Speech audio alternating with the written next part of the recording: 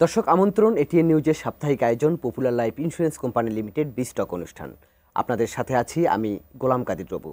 মূলত অর্থনীতি এবং ব্যবসা বাণিজ্যের নানা দিক নিয়ে আমরা এই অনুষ্ঠানে আলোচনা করে থাকি। আজ আমরা আলোচনা করব, সম্প্রতি ব্যবসায়ীরা বলছেন যে তারা নানান রকমের চাপে আছেন এবং তারা ভালো নেই, এবং সেই সঙ্গে ব্যবসা বাণিজ্যের গতি অনেকখানি মন্থর। কিন্তু কেন ব্যবসায়ীরা সংকটে, কেন ব্যবসা বাণিজ্যে হঠাৎ করে মন্থরতা, এবং সেই ক্ষেত্রে গতি বাড়ানোর ক্ষেত্রে সরকারের আরও কী করণীয়, এসব নানা বিষয় নিয়ে আমরা কথা বলবো। আজ আমরা অতিথি হিসেবে পেয়েছি বাংলাদেশ রেস্তোরাঁ মালিক সমিতির সম্মানিত মহাসচিব জনাব ইমরান হাসান। জনাব ইমরান হাসান, আপনাকে স্বাগত জানাচ্ছি আমাদের এই আলোচনায়। ধন্যবাদ আপনাকে আমন্ত্রণ জানানোর জন্য। জি, আমরা আসলে আলোচনা আজকে আপনার খাত দিয়েই শুরু করতে চাই। তো আপনাদের যে রেস্তোরাঁ খাত, আসলে রেস্তোরাঁ খাতের এখন কি অবস্থা, বেচা বিক্রি কেমন, এবং আপনারা বিভিন্ন সময় সভা সেমিনারে বিভিন্নভাবে বলার চেষ্টা করে থাকেন যে ব্যবসা বাণিজ্যে গতি নেই এবং আপনারা খুব বেশি ভালো নেই, কিন্তু কেন আসলে এই হঠাৎ করে এই অবস্থাটা কেন মনে হচ্ছে আপনাদের? দেখুন, রেস্তোরাঁ খাতের সংকটটা হঠাৎ করে হয়নি। 2020 সালে যখন করোনা আসলো, করোনা থেকেই এই সেক্টরটা সবচেয়ে ঝুঁকিযুক্ত অবস্থায় আছে। এখন আমরা চরম ঝুঁকিতে আছি। আমাদের রেস্তোরাঁ খাতটা আসলে বোঝা যায় না। আমরা বহুবার মিডিয়ায় বলেছি, মালিকানা চেঞ্জ হচ্ছে বারবার। নতুন নতুন বিনিয়োগকারী আসছে, তারা সর্বশান্ত হয়ে আবার আরেকজন বিনিয়োগকারী সেম রেস্টুরেন্টে আসছে, চেষ্টা করছে সাস্টেন করার জন্য। এই পরিস্থিতিটা বেশি নাজুক হয়েছে 5ই আগস্টের পরে, বিশেষ করে জুলাই থেকেই, লাস্টের আন্দোলন শুরু হওয়ার পর থেকেই আমাদের সেক্টরটা খুব খারাপ অবস্থা। আপনি জানেন যে একটা বড় গোষ্ঠী, যারা বিগত পতিত সরকারের সাপোর্টার বলেন, দোসর বলেন বা রাজনীতি নেতা বলেন, তারা কিন্তু নাই আন্ডারগ্রাউন্ড। তো একটা যে বিশাল জনগোষ্ঠীর যে ভ্যাকুয়াম তৈরি হয়েছে, তারা কিন্তু স্বাচ্ছন্দ্যে চলাফেরা করছে না, মার্কেটেও যাচ্ছে না, কেনাকাটাও করছে না। এখানে একটা বড় স্থবিরতা কাজ করছে। সেকেন্ড থিং হচ্ছে, আপনি দেখেন নতুন করে 28 লক্ষ মানুষ দারিদ্র সীমার নিচে চলে গেছে, দারিদ্র হয়েছে। আমরা যেখানে জিজ্ঞেস করি, একটা হতাশা কাজ করছে, অনেকে তার সঞ্চয় ভেঙে শেষ করেছে। আপনি ঢাকা শহর দেখলে বুঝবেন যে টোটাল একটা ভাসমান জনগোষ্ঠীতে ঢাকা আর কোনো ঠাঁই নাই থাকার জন্য। সারা বাংলাদেশে একটা হাহাকার চলছে। এটা আসলে এই যখনই যে রাষ্ট্রে ক্ষমতায় থাকে, যেই থাকুক, তারা আসলে এই উপলব্ধি করতে পারে না সমাজের যে সামষ্টিক পিপলগুলো, সামষ্টিক জনগোষ্ঠী যে কী রকম সাফার করে, তারা ওই চেয়ারে বসলে উপলব্ধি করতে পারে না। মূল্যস্ফীতি কাগজে কলমে বলতেছে কম, 80 টাকার নিচে, 85 টাকার নিচে ভালো কোনো চাল নেই। ইভেন মোটা চালটাও 65 টাকা। তো ধরেন আপনার যখন খাদ্যদ্রব্যের যখন মূল্যস্ফীতি থাকবে 80 টাকার নিচে কোনো সবজি নাই, একমাত্র আলুর দাম কিছুটা কম আছে। মূল্যস্ফীতি মাঝখানে কিছুটা কমেছিল, কিন্তু কাগজে পত্রে কম ছিল, কোনোভাবে মূল্যস্ফীতি কমে নাই। আমি আসলে আপনাকে আমি বাজার ধরে ধরে দেখাই না। এখন জুলাই বেড়েছে, জুলাই তো অনেক বেড়েছে। এখন ধরেন তেলের দাম বেড়েছে, ডিমের দাম বাড়তি, সমস্ত কিছু মিলে আসলে মানুষের ক্রয় ক্ষমতা কমে গেছে। আপনি উন্নয়নমূলক কাজগুলো তো অলমোস্ট বলতে গেলে বন্ধ, নতুন করে কোনো ডেভেলপমেন্ট ওয়ার্ক হচ্ছে না, নতুন করে কোনো বিনিয়োগ আসে নাই আমাদের দেশে। অ্যাজ পার পত্রপত্রিকা আমরা যা দেখছি, ধরেন বিদেশি বিনিয়োগ বাদ দেন, যে আমাদের যে লোকাল ইন্ডাস্ট্রিয়ালিস্টরা যারা ছিল, তারাও কিন্তু নতুন করে কোনো বিনিয়োগ করছে না। আপনি ব্যাংকের দিকে তাকান, 5 লাখ কোটি টাকা অলরেডি ছাড়াই গেছে আপনার খেলাপি ঋণ। দ্বিতীয় কথা হচ্ছে ব্যাংকগুলো, আমি এখানে আপনাকে একটু থামাই, সরি প্লিজ। সেটা হচ্ছে এই যে আপনি যেটা বলছেন যে বিদেশি বিনিয়োগ এবং লোকাল যারা ইনভেস্টর, তারা কেউ আসলে বিনিয়োগ করছে না। আমার প্রশ্নটা আসলে সেখানে, কেন করছে না? যেমন বিগত সরকারের সময় তো আমরা দেখেছি যে ব্যাংক খাতটা খুবই দুরবস্থায় ছিল, কিন্তু সেখানে তো ব্যাংক খাত এখন অনেকখানি আস্থার জায়গায় ফিরেছে। তাহলে মানুষ আসলে বিনিয়োগ কেন করছে না, কেন ব্যবসায়ীরা? দেখুন, আপনি বাংলাদেশের এখন বর্তমান যে পরিস্থিতি, সেই পরিস্থিতি সবাই বুঝতেছে, অনুধাবনও করতেছে। এটা কি নর্মাল পরিস্থিতি আপনি বলতে পারছেন? লাস্ট 1 বছরে আইন শৃঙ্খলা পরিস্থিতি কতটা খারাপ আপনি কল্পনা করতে পারেন? আমরা নিষ্ক্রিয়তা দেখতে পাচ্ছি সেনাবাহিনীকে, নিষ্ক্রিয়তা দেখতে পাচ্ছি পুলিশ বাহিনীকে। কোনো বাহিনী কি আপনি দেখেছেন যে আইন শৃঙ্খলা ঠিক করার জন্য সিরিয়াসলি কাজ করছে? যা ইচ্ছা তাই একটা গোষ্ঠী করে যাচ্ছে। এইটার জন্য তো জুলাই আন্দোলন হয় নাই। জুলাই আন্দোলন হয়েছে ফ্যাসিজমের বিরুদ্ধে, যেটা আমরা বলছি বারবার। তাহলে তো এখন নতুন করে কি হচ্ছে এটা আমরা দেখতে পাচ্ছি। অনেক ব্যবসায়ীরা ভয়ে চুপচাপ বসে আছে। আমি একটা ছোট ব্যবসায়ী, আমার হারানোর কিছু নাই দেখে ভয় কথা বললেই তো মব হচ্ছে। আপনি কারো না কারো ট্যাগ লাগানো হচ্ছে। আগে যেটা আওয়ামী লীগ গভর্নমেন্ট করতো, যে জামাত শিবিরের ট্যাগ দিত, এখন যারা আছে তারা আওয়ামী লীগ ট্যাগ দিচ্ছে। কিন্তু আগেও তো অনেক ব্যবসায়ী কথা বলতে পারতো না। আমরা তো কথা বলেছি, হ্যাঁ, অনেকে বলতে পারে নাই, তারা ব্যবস্থা। তাহলে লাভ হলো কি? বিষয়টা হচ্ছে যে আমরা তো যেই আরো পেছনে চলে গেলাম।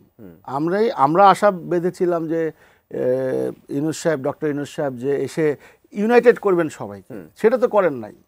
আমরা দেখছি কিছু বুদ্ধিজীবী এবং কিছু সাংবাদিকরা টুকটাক করে কথা বলছেন, টোটাল ম্যাক্সিমাম পিপল কথা বলছে না, তারা শক। এইটার জন্যই তো আমরা 5ই আগস্টের বিপ্লবটা হয় নাই, এটার জন্য তো এই বিপ্লব বলি, আমরা অভ্যুত্থান বলি, যাই বলি, আমরা তো এই রাষ্ট্রটা চাই নাই। আমরা যেটা চাচ্ছি এখন যেভাবে বিভাজন হচ্ছে, দেখেন আমি আপনার ছেলেকে আপনি বিদেশে পড়াবেন, ডাজেন্ট ম্যাটার, পড়ায় খুব ভালো এডুকেটেড করে নিয়ে এসে তো এই আমার সেক্টরটা তো এডুকেশনালি ওই মানে নিতে পারেন না, তাহলে ও এসে কোপ আপ করতে পারবে? তাহলে তো আপনি সেফ এক্সিট চলে গেলেন, আর আমাদের রাষ্ট্রটাকে এমন একটা জঞ্জাল তৈরি করে দিলেন। আজকে শিক্ষা ব্যবস্থার এমন একটা চরমে পৌঁছাইছে যে কল্পনাও করা যায় না। সমস্ত স্টুডেন্ট অ্যারোগেন্স হয়ে গেছে, কোথাও 19-20 হইলে তারা জুলাই যোদ্ধা। আপনি যেটা বললেন যে যে সরকার আসলে ইউনাইটেড করতে পারে নাই, কিন্তু সরকার, এটা কি একান্ত সরকারের একার দায়িত্ব নাকি যারা ইউনাইটেড হবে তাদেরও দায়িত্ব আছে? এখানে একটা ব্যবসায়ীরাও তো আমরা ইউনাইটেড দেখছি। এখানে একটা বড় বিষয় ছিল, যখন প্রফেসর ইউনূস সাহেব আসেন জি, তখন কিন্তু সারা দেশের মানুষ এটা আশায় বুক বেঁধেছে, কারণ ওইভাবেই তাকে উনি নিষ্পেষিত হয়েছিলেন লাস্ট গভর্নমেন্টের আমলে। তো উনি একটা সজ্জন ব্যক্তি, সবাই জানেন যে উনি একটা সারা বিশ্বে তার একটা গ্রহণযোগ্যতা আছে, and he is well educated, একটা শিক্ষক মানুষ। বাংলাদেশকে সারা পৃথিবীতে পরিচয় করে দিয়েছেন উনি শান্তির জন্য নোবেল পেয়েছেন। তাহলে আমার দেশে অশান্তিটা কেন এখন, ভয়ঙ্কর অশান্তিটা কেন?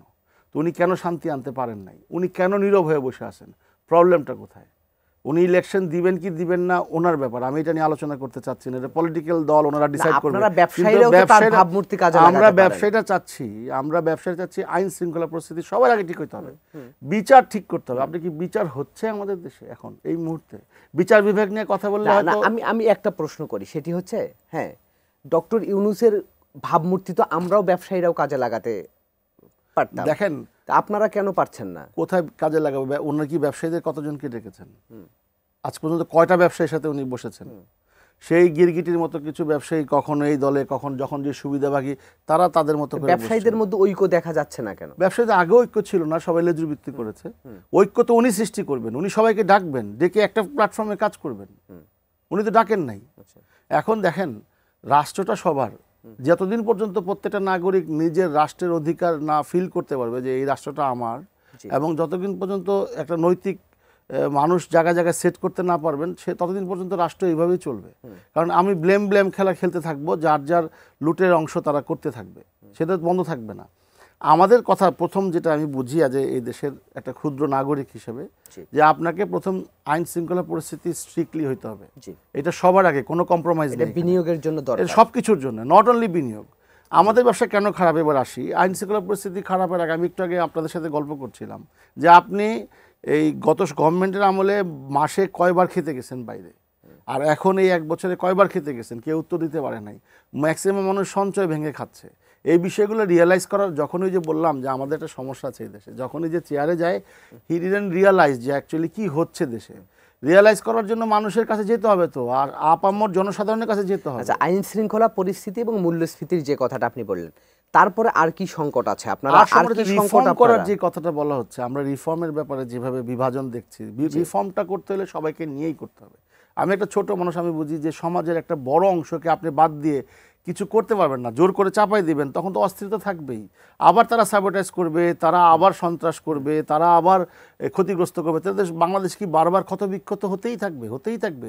কেন না যারা দুষ্কৃতিকারী, যারা লুণ্ঠনকারী, যারা অপব্যবহার করছে ক্ষমতার, তাদের বিরুদ্ধে ব্যবস্থা নেওয়া হোক। কিন্তু আপনি ঢালাওভাবে যদি একটা গোষ্ঠীকে যদি আপনি নিষ্পেষিত করতে চান, তারা তো একদিন জেগে উঠবে। জামাতকে যেমন ব্র্যান্ড করে আপনি পারে নাই, জামাত আজকে এখন আসছে, আপনারা পলাতক।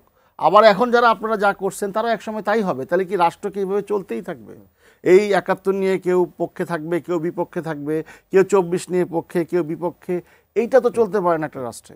আমাদের কথা হচ্ছে যে আমরা এগিয়ে যাওয়ার জন্য ঐক্যমত ছাড়া কোনো বিকল্প নাই। সেই ঐক্যের ডাকটা দিতে পারতেন আমাদের যে এখন যে প্রধান উপদেষ্টা আছেন, উনি সবাইকে, আমরা চেষ্টা কোনো প্রতিফলন আমি চেষ্টা করছেন এবং রাজনৈতিক দলগুলোর সাথে তো আলোচনায় বসছেন। আমি দেখি নাই, যদি উনি বলেন দেখাই দিব কিভাবে দেখি নাই। আর আরেকটা প্রশ্ন ইমরান ভাই, সেটি হচ্ছে যে আপনি বলছিলেন যে ব্যবসা বাণিজ্যের গতি বা কম বা স্থবিরতা, কিন্তু আমরা যদি দেখি বিপরীত চিত্র, সেটি হচ্ছে জুলাই মাসে কিন্তু রাজস্ব আদায় আবার বেড়েছে। কত পার্সেন্ট 24% বেড়েছে, কিন্তু কাঙ্ক্ষিত অর্জন তো হয় নাই। না, গত বছর তো লক্ষ্যমাত্রা তো হয়নি, অর্জন হয় নাই। না। এখন এই রাজস্ব আদায়টাও আমাদের উপর একটা বড় খড়গ নেমে আসছে। আপনি জানেন কিনা জানি না, মাঠ পর্যায়ে আমরা খুব কঠিন অবস্থায় আছি। কিছু সরকার, বিগত সরকার এমন কিছু আইন করে গেছে যেটা টোটালি কন্ট্রাডিক্টরি। সেই আইনগুলো, কালকে আমরা একটা ইয়েতে ছিলাম, সাবেক এনবিআর চেয়ারম্যান মহোদয় বললেন যে আইনগুলো ব্যবসায়ীরা করেছে, সংসদে ব্যবসায়ীরা ছিল। সংসদে ব্যবসায়ী যাবে না রাজনীতিবিদ যাবে না সমাজের নিম্ন স্তরে কে যাবে সেটা, কিন্তু সংসদে তো ছিল।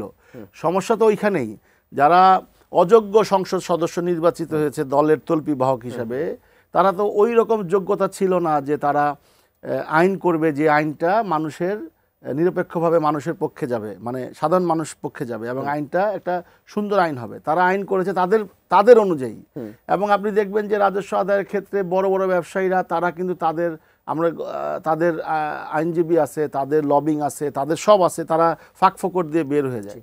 আর যত খরচ আছে আমাদের এই ক্ষুদ্র ব্যবসায়ী, এবং এইখানে বড় একটা অংশ কিন্তু চলে যায় এনবিআর এর লোকজনের পকেটে, বড় একটা অংশ চলে যায় মধ্যস্বত্ব যারা আমাদেরকে ডিল করে, এবং আরেকটা অংশ শুধু সরকার পায়। আমরা বলেছি যে ক্ষুদ্র উদ্যোক্তাদের যদি আপনি ট্যাক্সেশনের আওতায় আনতে চান, এটার একটা সহজীকরণ করেন যাতে আমরা ক্ষুদ্র উদ্যোক্তারা উইলিংলি ট্যাক্স এবং ভ্যাট দিতে পারি। আচ্ছা, আমি একটু যোগ করি যে সম্প্রতি সিপিটি, বেসরকারি গবেষণা সংস্থা সেন্টার ফর পলিসি ডায়ালগ, তারা একটা জরিপ করেছে। সেখানে 72% ব্যবসায়ী বলেছেন যে এনবিআর কর্মকর্তারা নানাভাবে আপনাদেরকে হয়রানি করে।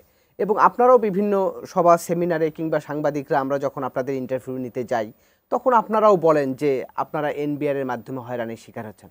আমার প্রশ্নটি হচ্ছে যে এনবিআর এর প্রতি আপনাদের আসলে এই অভিযোগটা এত বেশি কেন? এই প্রশ্নের উত্তরটি নেব, তবে তার আগে নিচ্ছি ছোট্ট একটি বিরতি। দর্শক, আপনারা দেখছেন popular life insurance company limited বিস্টক। এবার নিচ্ছি ছোট্ট একটি বিরতি, আমাদের সঙ্গেই থাকুন।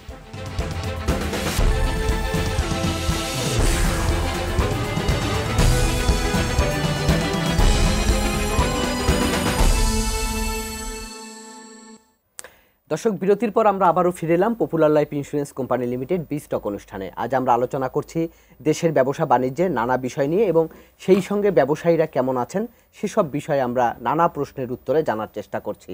আজ আমরা অতিথি হিসেবে পেয়েছি বাংলাদেশ রেস্তোরাঁ মালিক সমিতির মহাসচিব জনাব ইমরান হাসান। জনাব ইমরান হাসান, বিরতির পর আপনাকে আরেকবার স্বাগত জানাচ্ছি। বিরতির আগে আমি আপনার কাছে একটি প্রশ্ন করেছিলাম, এই যে আপনারা বিভিন্ন সময় এনবিআর এর প্রতি ক্ষোভ ঝাড়েন, আসলে আপনাদের ক্ষোভের জায়গাটা আসলে কোথায়? আসলে বিষয়টা শুধু এনবিআর না, সারা বাংলাদেশের সমস্ত অথরিটিগুলোর সিস্টেমটাই এমন যে আমরা সাধারণ ব্যবসায়ীরা ওই ক্ষোভই ঝাড়তে পারবো, আর কিছু করতে পারবো না। কারণ সিস্টেমটা এমন করে রাখা হয়েছে যাতে একটা পক্ষ বেনিফিশিয়ারি হয়। রাষ্ট্র বেনিফিশিয়ারি নিয়ে কেউ চিন্তা করে না। সংসদে থাকুক আর আমলাতন্ত্রে থাকুক, তারা শুধু তাদের জন্যই আসলে আইনগুলো প্রণয়ন করে। সাধারণ ব্যবসায়ীদের জন্য, সাধারণ ব্যবসায়ীরা আমরা মনে করি যে এখানে শুধু জুলুম করে, ওই যে ইস্ট ইন্ডিয়া কোম্পানির কথা বারবার বলি, ওই সিস্টেম তো রয়ে গেছে। কারণ এখানে সাধারণ ব্যবসায়ী বলছেন কেন? বড় ছোট না, বড় ব্যবসায়ীরা ম্যানেজ করতে পারে। বড় ব্যবসায়ীরা দেখেন, আপনি সরকারি কর্মকর্তারা যা আছে পলিসি বড় ব্যবসায়ীদের জন্য বানায়, আপনি সার্ভে করে দেখেন সবগুলা বড় ব্যবসায়ীদের বড় বড় পদগুলোতে এই রিটায়ার্ড সব আমলারা ওইখানে জব করতেছে বিশাল ফ্যাসিলিটিস নিয়ে। সরকার একটা আইন করা উচিত যে রিটায়ারমেন্টের 5 বছর পরে, সারা বছর তো করলো, 5 বছরের আগ পর্যন্ত কোনো জায়গায় জয়েন করতে পারবেন। তার মানে আপনি বলতে চাচ্ছেন যে সাবেক কর্মকর্তারা বা আমলারা পরবর্তীতে বিভিন্ন ব্যবসায়িক কোম্পানির শীর্ষ পদে জয়েন করছে। হ্যাঁ, জয়েন করে ফ্যাসিলিটিস ভোগ করছে বিশাল। সবাই যার জন্য পলিসি বানায়, সারা বিশ্ব এভাবেই চলে। ইলন মাস্ক যেমন আমেরিকায় তার জন্য একটা সিস্টেম করে নিয়েছে, তো গ্লোবালি দেখবেন যে বাংলাদেশ তো এর বাইরে না। সাধারণ ব্যবসায়ীরা সবসময় বাংলাদেশে উপেক্ষিত ছিল। অথচ সাধারণ ব্যবসায়ীদেরকে যদি কর ফ্যাসিলিটিসটা যদি আপনি সিস্টেমেটিকভাবে মানে সহজ করতে পারতেন, সরকার 3-4 গুণ বেশি রাজস্ব পেত। ম্যাক্সিমাম রাজস্ব চলে যায় থার্ড পার্টির কাছে। ম্যাক্সিমাম রাজস্বের একটা মানে ম্যাক্সিমাম টাকা চলে যায় থার্ড পার্টি, এবং থার্ড পার্টির মাধ্যমে এনবিআর বলেন বা আমি ধরেন ট্রেড লাইসেন্স করতে গেলাম, প্রতি বছর আমাকে ট্রেড লাইসেন্স করতে হয়। ওয়াই? এটা আমরা বহুবার বলছি যে 5 বছরের ট্যাগ বারে দেন বা 3 বছরের দেন। বা ব্যবসায়ীরাও কি ধোয়া তুলসী পাতা? আমি ব্যবসায়ীদের, আপনি যখন সিস্টেম করবেন তখন ওই সিস্টেম আমাকে পড়তেই হবে। আপনি এমন সিস্টেম করেন যে 1 টাকা ফাঁকি দিতে পারবে না, আপনি তো সিস্টেম করছেন না। সে এক্সাম্পল ধরেন, আমি 5 জন এখানে ব্যবসায় কর দিচ্ছি আর 30 জন দিচ্ছে না। আপনি 30 জনকে যখন দিবেন না, আনহেলদি কম্পিটিশন এখানে চলবে, তাহলে আমি তো কম্পিটিশন টিকতে পারবো না, তখন আমাকে ম্যানেজ করতে হবে। তো ম্যানেজের যে রাজনীতি বলেন বা ম্যানেজের যে সংস্কৃতি বলেন, সেটা তো আজকের না, সেই 50 বছরে তো আমরা এটাকে বহু দেখছি, ডিভাইস আনছে, অনেক টেকনোলজি, অনেক সফটওয়্যার, অনেক কিছু। আপনার তো আগে মাইন্ডসেট করতে হবে, আপনাকে আগে ল করতে হবে, আপনাকে আগে সিস্টেম করতে হবে, যে সিস্টেমে কোনো ব্যবসায়ী পার পাওয়ার কোনো রাস্তা নাই। আপনি কর্পোরেট ট্যাক্স হিউজ নিচ্ছেন, আপনি যে কোনো জায়গায় কর বসায় দিচ্ছেন। ধরেন আপনি বড় কোনো ব্যবসায়ীদেরকে বাড়ি ভাড়ার উপরে 15% নিচ্ছেন আপনি, কমার্শিয়াল বা ইয়ের উপরে, আবার সাথে আবার অ্যাডিশনাল ট্যাক্স আছে এআইটি। তো ওইটা যদি একই আইন আপনি ক্ষুদ্র ব্যবসায়ীদেরকে, এখন আমি একটা 1 লাখ টাকা দিয়ে ঘর ভাড়া নিছি, অ্যাডিশনাল আমাকে আবার 20,000 টাকা দিতে হবে। এখানে ল্যান্ডলর্ডও কিন্তু দিতে রাজি না, কারণ তারও একটা ট্যাক্সেশনের বোঝা হচ্ছে। এখন আমি যদি বেশি দিতে যাই, ল্যান্ডলর্ড বলবে তোমার আমার ভাড়া নেওয়ার দরকার নাই, গেট লস্ট। তাহলে কি হবে, অন্য কেউকে দিবে যে ম্যানেজ করতে পারে। তাহলে আমাকে কি করতে হইলো, 2টা এগ্রিমেন্ট করতে হইলো। একটা ভাড়া আমি দেখাবো হয়তো 20,000 টাকা, ওইটার দিয়ে দিব, 80,000 টাকাই পেলো না, বাড়ি এলো মকুফ। আমি আবার এইটা কি করলাম, এনবিআর লোকজনকে ধরে, ভাই আপনিও কিছু রাখেন, আমার ডিস্টার্ব করেন না বছর শেষে। আবার দেখা যাচ্ছে যে ভ্যাটের ক্ষেত্রে, ট্যাক্সের ক্ষেত্রে, ট্যাক্স যেভাবে নির্ধারণ করা হয় এই পলিসিটাই হয় নাই আজ পর্যন্ত। কোনো দিন আমাদের ক্ষুদ্র ব্যবসায়ীদের সাথে, আমাদের সেক্টর, বিশেষ করে আমি রেস্তোরাঁ সেক্টরের কথা বলবো, এনবিআর কোনো দিন বসে নাই। বসে কিভাবে, একদিন মিটিং দিল 2 ঘন্টার জন্য, 40টা অ্যাসোসিয়েশন ডাকলো, পরিচিতি, চা পর্ব, স্ন্যাক্স খেতে খেতেই 1 ঘন্টা চলে গেল। আর 1 ঘন্টা দেখেন এই 40টা 1 মিনিট করে কথা বলার আগে, হ্যাঁ আপনি রাখেন, থামেন আপনি, মানে ওনারা বলতে দিবেন না। এবং মজার ব্যাপার, চিঠির পর চিঠি দিয়েছি, কোনো চিঠির উত্তরও নাই। লেটস সিট, আপনি যেটা চিঠি দিয়েছেন। আগের এনবিআর চেয়ারম্যান তো ব্যবসায়ীদের সাথে বসতোই না, ইনি তো তবু বসেন। উনি বসেন, আমাদের অভিজ্ঞতা তো তাই। আমার কথাটা বোঝেন, আগের এনবিআর চেয়ারম্যান না বসলেও আমি ওই এনবিআর চেয়ারম্যানকে একটা থ্যাঙ্কস দিব। উনি অনুধাবন করেছেন যে 15% ভ্যাট অ্যাবসার্ড, উনি কিন্তু ভ্যাট কমিয়েছিলেন। এনবিআর চেয়ারম্যান মহোদয় কিন্তু ভ্যাট এসেই কথা না বলেই ভ্যাট 15% আবার ইম্পোজ না, উনি তো সেদিন বলেছেন, ব্যবসায়ীরা যদি এক হন তাহলে ভ্যাট একটা সিঙ্গেল হারে আসতে পারে। না সিঙ্গেল হার নিয়ে আমাদের ব্যবসায়ীরা তো এখন না শুনেন, এইখানে একটা সমস্যা, এই যে অনুধাবন করার সমস্যা।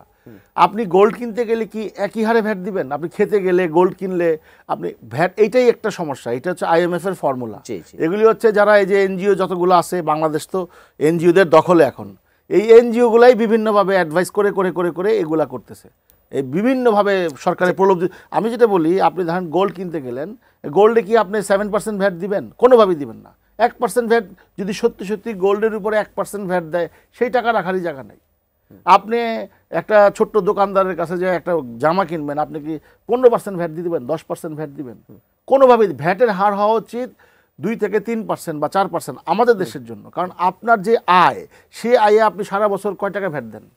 আসলে এনবিআর যে যুক্তিটা আসলে দিচ্ছে, তারা বলতেছে যে বাংলাদেশের মানুষের টিআইএন আছে 1 কোটির উপর, যায় না কেন ওনারা? কিন্তু রিটার্ন সাবমিট করে মাত্র 40 লাখের মতো। আমি এরকম, আসলে এনবিআর এর উপায়টা কি, আসলে তারা আসলে কি করবে? শুনেন, টিন না করলে যে ওনারকে সাথে নেগোশিয়েট করে টাকা পয়সা আদায় করা যায়।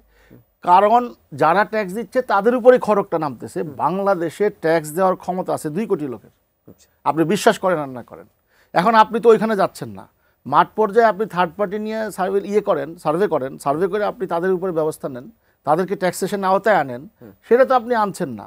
আপনি আনছেন যারা আমরা ট্যাক্স দিচ্ছি, ভ্যাট দিচ্ছি, কমপ্লায়েন্স মানছি, আমার উপরেই খরচ। ওইখানেই এনবিআর এর সমস্যাটা। আরেকটা সমস্যা হচ্ছে আমাদের আমলাতন্ত্রের, এদের একটা বোধহয় টেকনিক্যাল প্রবলেম আছে, যেমন সিস্টেমের প্রবলেম। যেমন ওনারা যখন ট্রেনিং নেয়, কিছু একটা বোধহয় একটা করে দেয় ওদেরকে, যখনই একটা সাধারণ শিক্ষার্থী ভালো রেজাল্ট করে আমলা হয়ে গেল, তখনই সে টোটালি চেঞ্জ। সে তখন মনে হয় যে সুপ্রিয়র কোনো পাওয়ার, ওই যে তার কারো কথা শুনতে চায় না। দে আর নো এভরিথিং, তারা জানে বলেই তারা আলোচনা না করে নিজেদের মতো করে, যে যার মতো করে তারা প্ল্যান করেছে। ইভেন লাস্ট গভর্নমেন্ট না, 50 বছরের সব গভর্নমেন্টই আমলার উপর ডিপেন্ডেন্ট ছিল। আমলারা যা করে দিয়ে গেছে, দেশটাই রাষ্ট্র আজকে এই অবস্থায়। কোনো পলিটিক্যাল ওই রকম দূরদর্শী কাউকে দেখি নাই যে আইসা আমলাদের বিরুদ্ধে রিফর্ম করার জন্য এদেরকে কিভাবে একটা জবাবদিহিতার আওতায় আনা যায়, সেটা আমরা কিন্তু দেখি নাই। আপনি তাদের বিরুদ্ধে কোনো ব্যবস্থা নিতে পারবেন না। এখন পর্যন্ত রাষ্ট্র সংস্কারের ক্ষেত্রে বড় বাধা আমি মনে করি আমলাতন্ত্র। তা না হলে আপনি শুধু এনবিআর কেন, আমি বললাম যে আমাদের যে 13-14টা অথরিটি, সব জায়গায় প্রবলেম। তাহলে সেটার বিকল্প কি হবে? বিকল্প হচ্ছে সেই রকম রাষ্ট্রপ্রধান লাগবে। আর এরাই মনে চাচ্ছে, দেশি বিদেশি শক্তি, আমাদের দেশে আমলাতন্ত্র, যে আমাদের বিভাজন থাকুক। বিভাজন না থাকলে আমাদের চরম বিভাজন। আপনি দেখবেন যে আর্মি তার মতো করে চলে, আপনি দেখবেন পুলিশ তার মতো করে। আপনি অবাক হবেন যে প্রত্যেকে ব্যবসা বাণিজ্য নিয়ে ব্যস্ত। প্রত্যেকটা আমি শেষ করতে দেন, প্রত্যেকটা বাহিনী তাদের নিজস্ব ব্যবসা বাণিজ্য নিয়ে ব্যস্ত। রাষ্ট্র নিয়ে তার কারো কোনো মাথা ব্যথা নাই। এবার পলিটিক্সে যারা আছে তাদেরকে ফ্যাসিলিটিস দিয়ে নিজেদের ক্ষমতা এনশিওর করছে। এখন যারা এখানে আসছে তারাও আমার মনে হয় যে কোথাও আটকে আছে। না, আপনি যেটা বলছেন যে বিভাজনের রাজনীতি, না ঠিক আছে, তো ব্রিটিশরাও তো আমাদেরকে শাসন করেছে ডিভাইড এন্ড রুলস পলিসি দিয়ে। তো সেখান থেকে শুধুমাত্র আমলা কিংবা একটা নির্দিষ্ট শ্রেণীকে আমরা দোষারোপ করছি কেন? দায় কি সাধারণ মানুষেরও? সাধারণ মানুষ তো তৈরি করেন নাই আপনি। 53 বছরের শিক্ষা ব্যবস্থার এমন ড্যামেজ করছেন যে যখন আসছে ভালো ওই রকম মানুষ তো তৈরিতে দেখি নাই, শুধু অসহিষ্ণুতা তৈরি হয়েছে। আপনার কথায় আমি একমত না হলেই আপনার বিরুদ্ধে ব্যবস্থা, আমরা কেউ এক ঐক্যমতে আসতে পারি নাই। স্বাধীনতার 71-এর যা ঐক্যমতে আমরা আসছিলাম, এরপরে তো আমরা ঐক্যমত কোথাও দেখি নাই, বিভাজন আর বিভাজন হয়েছে। ঠিক আছে, আমরা চাই যে ব্যবসায়ীরাও কোন একটা দৃষ্টান্ত, ব্যবসায়ী একই অবস্থা লেজুর ভিত্তি করবে। আপনি দেখেন এফবিসিসি কে ঠুটো জগন্নাথ বানায় রাখছে, এতদিন ধরে প্রশাসক দিয়ে রাখছে, একটা ইলেকশনের ব্যবস্থা করে নাই। আপনি দেখেন এফবিসিসি কোনো ভূমিকা রাখে নাই সাধারণ ব্যবসায়ীদের জন্য। ওইখানে সরকারের আশীর্বাদ পুষ্ট লোকজন ওইখানে। আমরা আপনার সঙ্গে আরো আলোচনা করব, তার আগে আরেকটি বিরতি নিচ্ছি। দর্শক, আপনারা দেখছেন popular life insurance company limited B stock. এবার নিচ্ছি আরেকটি বিরতি, আমাদের সঙ্গেই থাকুন।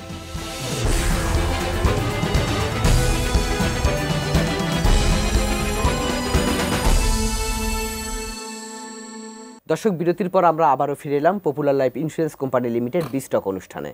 আজ আমরা আলোচনা করছি ব্যবসা বাণিজ্যের নানা দিক নিয়ে। আমাদের সঙ্গে অতিথি হিসেবে আছেন বাংলাদেশ রেস্তোরাঁ মালিক সমিতির মহাসচিব জনাব ইমরান হাসান। জনাব ইমরান হাসান, আপনি বলছিলেন এফবিসিসিআই নিয়ে। জি, এফবিসিসিতে দেখেন 13 বার 14 বার, মানে আজকে 30 বছর 26 বছর ধরে তারা ডিরেক্টর, এবং তারা তাদের মতো অ্যাসোসিয়েশন বানিয়ে ভোটার করে রেখে দিছে। ওইখান থেকে বেরোয়ার কোনো রাস্তা নাই। একটা প্রোডাক্টের উপরে 10টা অ্যাসোসিয়েশন, এটা হইতেই পারে না। এখানে অনেক কথা হয়েছে, কাজ হয়েছে, কিন্তু এফবিসিসি কি তার যোগ্য ভূমিকা রাখতে পারছে ব্যবসায়ীদের জন্য?